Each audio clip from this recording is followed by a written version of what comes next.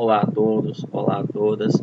Meu nome é Cleverson, sou aluno da Universidade Federal do Recôncavo Baiano, em parceria com a Universidade Aberta de Portugal, em uma pós-graduação sobre educação aberta e digital.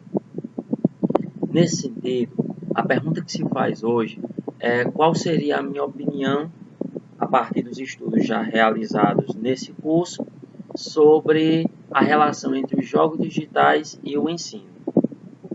É fato que a cultura digital hoje permeia todos os aspectos de nossa vida. E entre eles nós temos os games, que podem ser muito bem utilizados para finalidades educacionais. Devemos levar em conta os estudantes que são nativos digitais e os professores que são imigrantes digitais em todo esse contexto. Ainda contamos com o advento da educação à distância, que hoje se encontra como sendo uma realidade no nosso contexto educacional.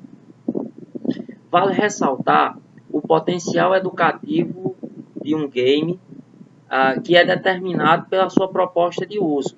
Então, cada professor vai determinar se pode ou não, se deve ou não utilizar um game em seu cotidiano educacional.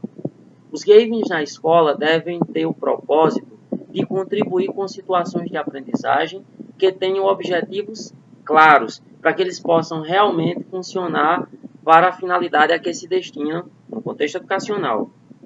O sucesso desse tipo de abordagem está no engajamento dos alunos com as vivências situacionais que permitem ao jogador experimentar uma realidade dentro do contexto educacional. Então, o game ele favorece situações que um livro didático ou um vídeo pode não favorecer, que é uma interação. E aí, é nesse contexto que nós devemos ter o professor muito bem engajado com essa proposta da gamificação, para que se possa produzir um bom resultado. Então, se faz necessário propor atividades relacionadas com o universo dos games a que o professor e o aluno tenham acesso, para assim nós podermos explorar de forma colaborativa esses games para finalidades educacionais. A análise pedagógica dos games no mercado comercial para a educação se faz também importante, e é aí que entra o professor com uma formação nesse sentido. E se não tiver a formação, que tenha pelo menos a vontade de pesquisar e buscar o novo, no caso o game, para dentro da educação formal. Integrar com isso games comerciais ou não na educação. Então, isso é uma barreira a ser transposta pelo professor, que como nós já vimos aqui, ele não é desse tempo histórico em que nós temos a tecnologia como uma realidade.